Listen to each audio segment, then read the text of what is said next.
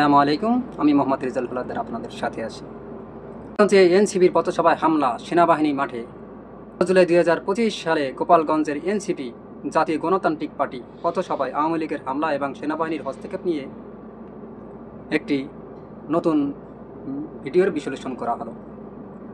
15 জুলাই 2025 গোপালগঞ্জ যেন পরিণত হলো বাংলাদেশের রাজনীতির অগ্নিকুণ্ডে। এনসিপির শান্তিপূর্ণ পথসভায় হামলার অভিযোগ উঠেছে ক্ষমতাসীন আওয়ামী লীগের বিরুদ্ধে। পরিস্থিতি এতটাই উত্তপ্ত হয়ে পড়ে যে মাঠে নামতে হয় সেনাবাহিনীকে। এই ঘটনা কি বাংলাদেশের ভবিষ্যৎ রাজনীতির মোড় ঘুরিয়ে দেবে, নাকি এটা বড় কোনো ষড়যন্ত্রের অংশ? চলুন বিস্তারিত জানি ঘটনার পরিপ্রেক্ষিত, প্রত্যক্ষদর্শী বয়ান, রাজনৈতিক প্রতিক্রিয়া এবং এর পেছনে অজানা তথ্য। আপনি দেখছেন RS বাংলা নিউজ 24। থাকুন আমাদের সঙ্গে। সকাল 10টা গোপালগঞ্জের টুঙ্গিপাড়ায় এনসিপি আয়োজন করে একটি স্থানীয় পথসভা। সকাল 11টা সভা শুরু হয়। কিছুক্ষণের মধ্যেই বিশৃঙ্খলার সূত্রপাত। স্থানীয় আওয়ামী লীগ কর্মীদের একটি দল সভাস্থলে উপস্থিত হয়ে সরকার বিরোধী বক্তব্যের প্রতিবাদে বিক্ষোভ শুরু করে। 11:30টার দিকে প্রতিবাদ রূপ নেয় সহিংসতায়। ইট পাটকেল, চেয়ার ছোড়াছুড়ি এবং সংঘর্ষ। 20 জন আহত হন, যাদের মধ্যে 5 জন অবস্থা গুরুতর। দুপুর 1টা স্থানীয় প্রশাসন ব্যর্থ হলে সেনাবাহিনীকে ডাকা হয় পরিস্থিতি নিয়ন্ত্রণে। প্রত্যক্ষদর্শী রুবেল মোল্লা বলেন, আমরা শান্তিপূর্ণভাবে নেতার বক্তব্য শুনেছিলাম, হঠাৎ আওয়ামী লীগ সমর্থকরা হামলা চালায়। এক এনসিপি নেতা বলেন, এটা শুধু একটি আক্রমণ নয়, এটা গণতন্ত্রের কণ্ঠ রোধ করার ষড়যন্ত্র। একজন স্থানীয় পুলিশ কর্মকর্তা জানান, পরিস্থিতি খুব দ্রুত নিয়ন্ত্রণের বাইরে চলে যাচ্ছিল, তাই সেনাবাহিনীকে অনুরোধ করা হয়। এনসিপি গত কয়েক মাস ধরেই শাসক দলের বিরুদ্ধে দুর্নীতি, স্বজনপ্রীতি ও ভোট কারচুপির অভিযোগ তুলে আসছে। বিশেষ করে তারা দক্ষিণ অঞ্চলে জনপ্রিয়তা পাচ্ছে এবং গোপালগঞ্জের সভা মানেই প্রতীকী চ্যালেঞ্জ আওয়ামী লীগকে।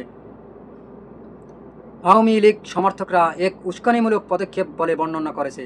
অনেকে মনে করেছেন এনসিপিকে মাঠ থেকে সরানোর জন্যই এই হামলা সংগঠিত হয়েছে। গোপালগঞ্জ বঙ্গবন্ধুর জন্মস্থান হওয়ায় সেখানে সহিংসতা অত্যন্ত স্পর্শকাতর।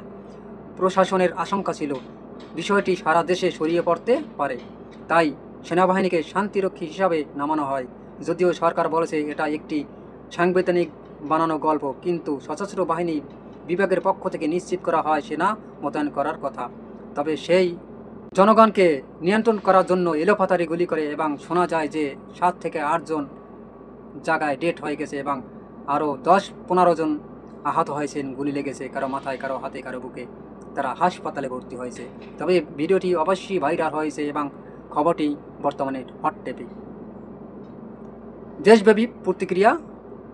বিএনপির এই ঘটনায় নিন্দা জানিয়ে বলছে, এই হামলা প্রমাণ করে সরকার। জামাত বলছে এটা ছিল স্পষ্ট রাজনৈতিক দমননীতি। সাধারণ জনগণ সামাজিক মাধ্যমে ক্ষোভ প্রকাশ করছে। গণতন্ত্র কি গোপালগঞ্জ থেমে গেছে? তবে আপনারা জানেন যে সরকার যদি সেনাবাহিনী এবং পুলিশ না পাঠাতো, তাহলে তাদের এনসিপির দশা কাহিল হয়ে যেত এবং তাদের কাউকেই খুঁজে পাওয়া যেত না, মেরে ফেলা হতো। আপনারা জানেন তারা একটি প্রশাসনিক ভবনে যখন আশ্রয় নেয়, সেখানে পুলিশ নিয়ন্ত্রণের জন্য চেষ্টা করেছে, কিন্তু পুলিশও তাদেরকে নিয়ন্ত্রণ করতে পারছিল না।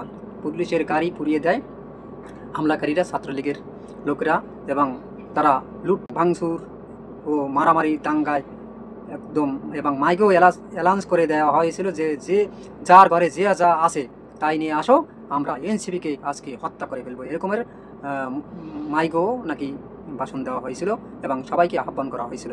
এরপরই সারা এলাকা জুড়ে গোপালগঞ্জের এক আতঙ্কর সৃষ্টি হয় এবং সেখানে 144 ধারা পর্যন্ত জারি করা হয়।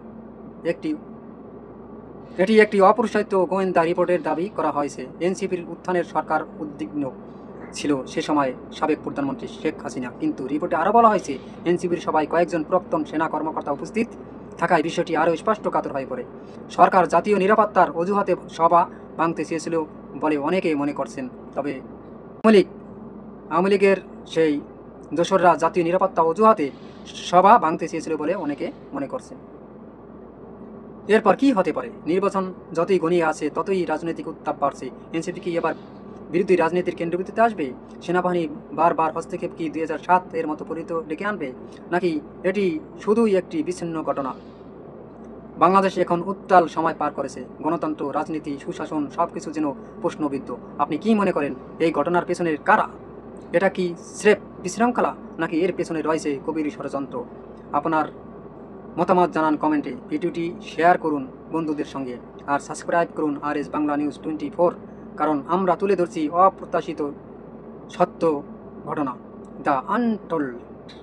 আজ এ পর্যন্তই। আসসালামু আলাইকুম রহমতুল্লাহি ওয়া বারাকাতুহু।